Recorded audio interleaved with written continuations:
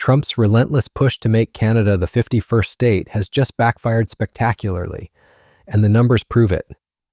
While the world watches Trump's aggressive rhetoric toward America's northern neighbor, a devastating tourism collapse is unfolding that's costing the U.S. billions. Canadian travelers are fleeing from America in record numbers, and it's all because of Trump's dangerous obsession with annexation. We're talking about a tourism disaster that's hitting U.S. border cities like a sledgehammer, wiping out jobs and crushing local economies.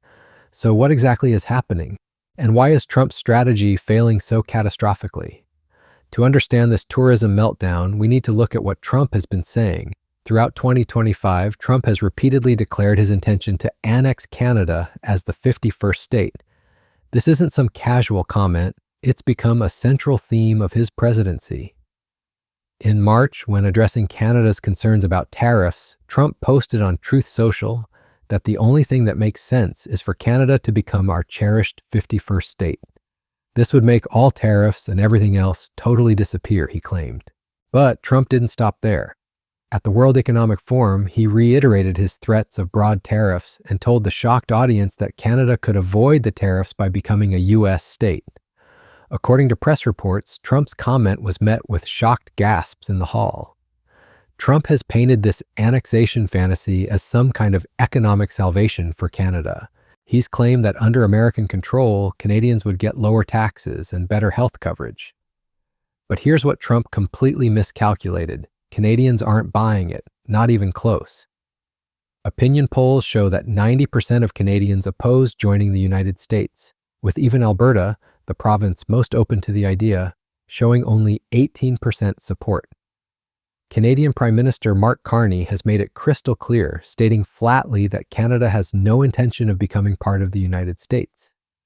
So, are you prepared to offer rebates? So we would have to give a refund on about half the tariffs, which would be terrible for the Treasury. And you're prepared to give those refunds? Well, I mean, there's no be prepared. If the court says it, we'd have to do it. 67%. A U.S. federal appeals court recently declared Donald Trump's use of reciprocal tariffs breached the president's authority. The White House plans to appeal that ruling to Supreme Court. OC Transpo staff have approved a new 3-year contract with the City of Ottawa, avoiding any potential job action. The Amalgamated Transit Union announced its members voted to ratify the new contract. Council will be asked to finalize the agreement on September 24th. However, details on what... But Trump's annexation obsession goes deeper than just rhetoric. Canadian officials have recognized this as part of a deliberate strategy to weaken Canada economically. Canadian Foreign Minister Melanie Joly told CNN that President Trump wants to put us into a state where we are much more weakened economically in order eventually to annex us. Former Prime Minister Justin Trudeau warned that what he wants is to see a total collapse of the Canadian economy because that'll make it easier to annex us. Even Trudeau, caught on a hot mic, acknowledged that Trump's moves weren't just political theater. He called it a real thing. The economic warfare has been relentless. Trump announced 25% tariffs on all Canadian goods in February, then urged Canada to become the cherished 51st state, pointing out the supposed benefits.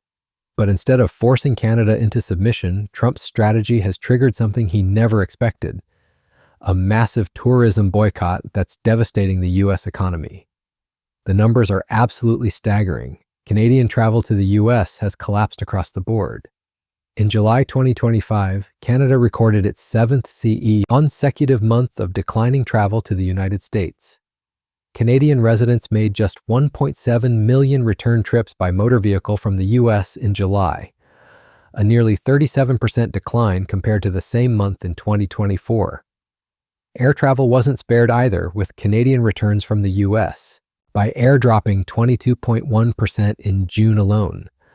But the real shock comes when you look at the year-to-date numbers. By the end of summer 2025, Canadian visitation to the U.S. had dropped about 25% compared to the previous year. This confirmed that U.S. inbound travel continues to dramatically underperform. A spring 2025 prediction by Tourism Economics had anticipated a 20% drop in Canadian travelers to the U.S., but the reality turned out to be even worse. The financial impact is crushing. The U.S. Travel Association warned that even a 10% decrease would translate to 2 million fewer visits and $2.1 billion in lost spending. But we're looking at losses far beyond that threshold. In 2024, Canada was the top source of international tourists to the United States, with 20.4 million visits generating $20.5 billion in spending and supporting 140,000 U.S. jobs. Now, all of that is evaporating. The decline isn't limited to Canadians either. European arrivals to the U.S. recorded a 17% decline in spring 2025, also likely due to Trump's policies and actions. The World Travel and Tourism Council projected in May that the United States will lose $12.5 billion in international visitor spending in 2025. The only country out of 184 economies analyzed that will see a decline this year. U.S. border cities are feeling the devastating impact most acutely.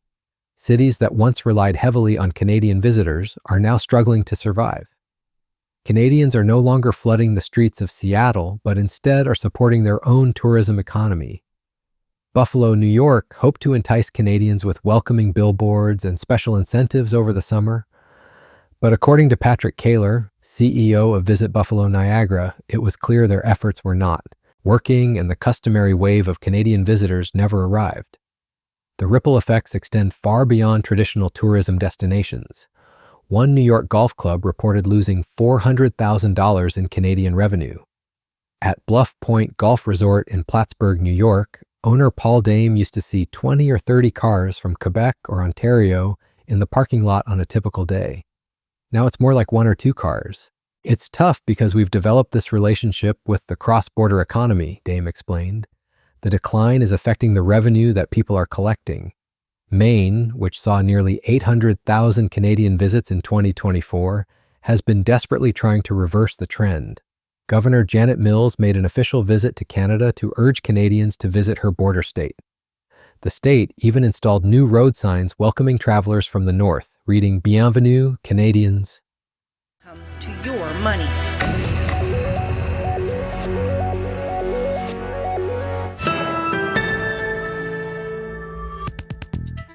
Welcome back. Prime Minister Mark Carney has rolled out a series of measures aimed at domestic economic growth and easing the pressure of U.S. tariffs on key industries. As Ashley Burke reports, the new measures may signal that the trade troubles aren't going anywhere anytime soon.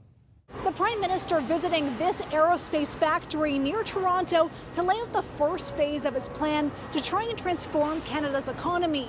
He says it needs to withstand the shock and upheaval caused by Donald Trump's tariffs and become far less reliant on the U.S. Workers displaced from their jobs. Supply chains that have existed for decades disrupted. Companies forced to change where they find their materials and their products. And all of this is causing an extreme uncertainty. Carney says all that uncertainty is holding back massive amounts of investment, slowing economic growth, and just today new numbers came out showing Canada's unemployment rate is the highest it's been since the pandemic. The Prime Minister announcing a series of new measures to help Canadian industries hit hard by Trump's tariffs. The government's introducing a new comprehensive Buy Canadian policy that will move from best efforts to buy Canadian to a clear obligation to do so. Mark Carney says he's also expanding support and loans for small and medium-sized businesses, offering a new incentive for canola and agriculture producers, and delaying a plan to force automakers to hit minimum sale levels for electric vehicles, a move the auto sector says it asked for after facing challenges for years. Every single manufacturer here committed to making an EV or a battery or a plug-in hybrid. 85% plus of the product that are made here sold to the U.S. And the Americans said, we're ending the incentives, we're ending the industrial support. Let's go back to pickup trucks and dead dinosaurs. And the factories here are geared to push product there. The Prime Minister's announcement here today is the strongest sign yet that American tariffs against some Canadian sectors are here to stay for the foreseeable future. This as Canada's talks continue with the Trump administration to try and reach a series of small deals to get some Canadian industries relief. Ashley Burke, CBC News, Mississauga, Ontario. For a second straight month, the number of jobs in the country has shrunk. Stats Canada. But none of these efforts have been able to stop the bleeding. That threat over their head that they will be deported back to their country and they won't be able to stay in Canada. 25 billboards and 50 buses are part of the campaign launched Tuesday. Mike Arsenault, CBC News, Winnipeg. Appalling. That's the word one doctor used to describe some of the wait times at a Winnipeg emergency department. He says there are days patients are waiting too long for care, and it's having an impact on the sick and the hospital staff working to treat them. The CBC's Alana Cole reports.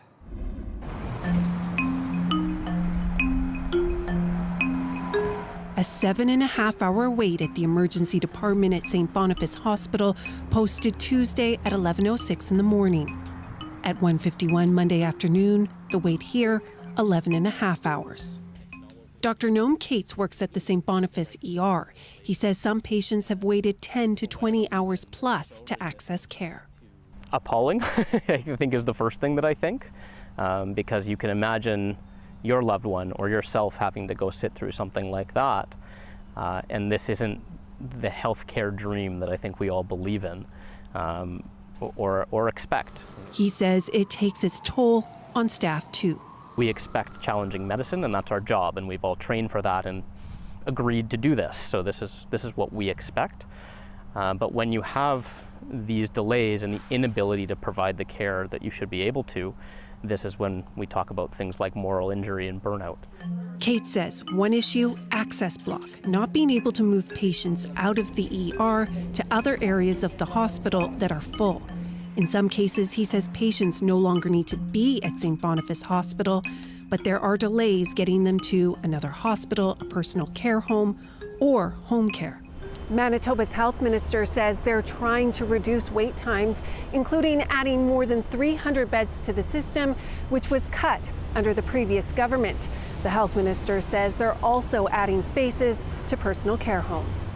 This is a marathon, not a sprint, right? I can't emphasize enough. It is much easier to cut a bed than it is to add a fully staffed bed. It is much easier to close 3 major emergency rooms than it is to reopen a major emergency room.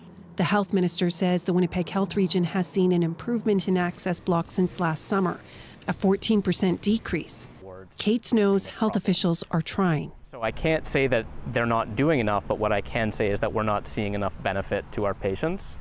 The province introduced a team to lower wait times. A spokesperson says an update on their work is coming later this week. Alana Cole, CBC News, Winnipeg.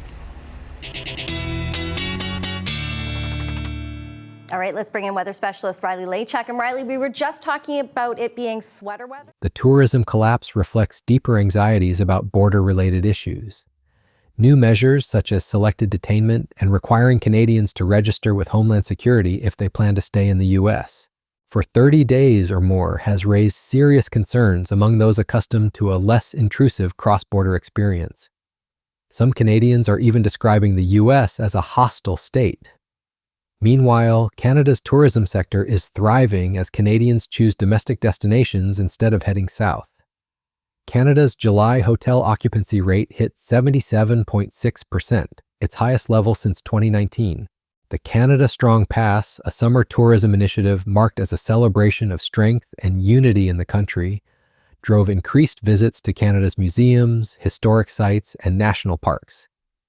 Canadian travelers who do venture internationally are bypassing the United States entirely, flying over rather than to America. More Canadians are headed to Mexico, Latin America, and the Caribbean, according to Tourism Economics. The political tensions are undeniable factors in this shift. About 3/4 of Canadians say Trump is dangerous, and favorable views of the U.S. are at an all-time low. This year, many Canadians reconsidered plans to visit the U.S. for business, leisure, or school-related excursions, and some also boycotted American products. Trump's strategy has been an unmitigated disaster. Instead of weakening Canada into submission, he's strengthened Canadian resolve and unity while devastating American tourism businesses. His annexation rhetoric, combined with punitive tariffs and hostile border policies, has created exactly the opposite of what he intended.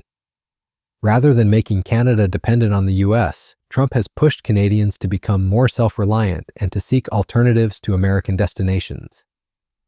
The irony is devastating for Trump. His aggressive tactics were supposed to demonstrate American strength and force Canada to capitulate. Instead, they've revealed the deep economic interdependence that makes such confrontational approaches self-defeating. The U.S. tourism industry, particularly in border states, depends heavily on Canadian visitors. By alienating these customers, Trump has inflicted what tourism experts are calling a self-inflicted injury on the American economy. Even Trump's own officials seem to recognize the futility of his approach. His nominee to be U.S. ambassador to Canada suggested during confirmation hearings that maybe Trump should stop joking about making Canada the 51st state. The nominee affirmed Canada's independence and seemed to distance himself from Trump's annexation rhetoric. Canadian Prime Minister Mark Carney has played this perfectly, using Trump's aggression as a rallying point for Canadian nationalism.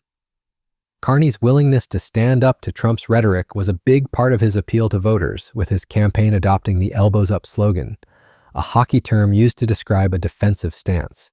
When Carney met with Trump at the White House, he told him directly that some places are never for sale, comparing Canada to the White House itself. Having met with the owners of Canada over the course of the campaign, it's not for sale. Won't be for sale ever, Carney declared. Trump's response revealed his desperation. When Carney firmly rejected annexation, Trump could only reply, "Never say never," a weak attempt to save face that fooled no one. Trump even complimented Carney on his election win, wryly noting that he thought he was probably the greatest thing that happened to him. It was an inadvertent admission that Trump's hostile rhetoric had actually strengthened his political opponents. The broader implications of Trump's failure extend far beyond tourism numbers.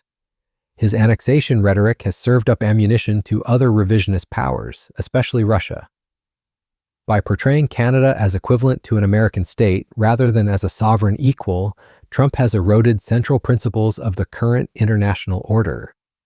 This harkens back to an age of European imperialism in which other countries were routinely denied recognition of their full sovereignty. The tourism collapse is just one symptom of a larger strategic failure. Trump's 19th century approach to international relations, with its emphasis on territorial expansion, mercantilist economics, and coercive diplomacy, has proven completely unsuited to 21st century realities. Modern economies are deeply integrated through trade, investment, and people-to-people connections. When Trump attacks these connections through tariffs, hostile rhetoric, and border restrictions, he damages American interests as much as foreign ones. The Canadian tourism boycott demonstrates how quickly economic relationships can unravel when political trust breaks down. Canadians aren't just staying home, they're actively choosing alternative destinations and supporting domestic tourism instead. This shift in travel patterns could have lasting effects even if political relations eventually improve. Once tourists discover new destinations and develop new travel habits, they don't automatically return to old patterns. For American tourism businesses, the lesson is harsh but clear. Trump's confrontational approach has cost them billions in revenue and thousands of jobs. The promise of economic benefits from his aggressive trade policies has proven hollow, while the costs have been immediate and severe. Border cities that voted for Trump expecting economic gains are instead experiencing economic pain. The international tourism industry is watching this debacle closely. The United States' reputation as a welcoming destination has been severely damaged, and rebuilding that reputation will take time and effort. Other countries are benefiting from America's loss, with travelers redirecting their spending to more welcoming destinations. Trump's annexation obsession has revealed the fundamental weakness of his approach to international relations. Rather than projecting strength, his rhetoric has made America look petty and aggressive. Rather than forcing compliance, it has strengthened opposition. Rather than benefiting the American economy, it has imposed significant costs on American businesses and workers.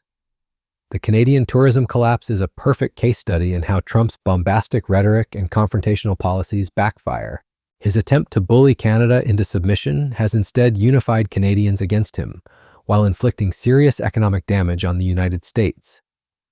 It's a spectacular failure that demonstrates why 21st century diplomacy requires cooperation and mutual respect, rather than threats and ultimatums. Trump's 51st state fantasy has become a nightmare for American tourism, and there's no sign the bleeding will stop as long as his hostile approach continues.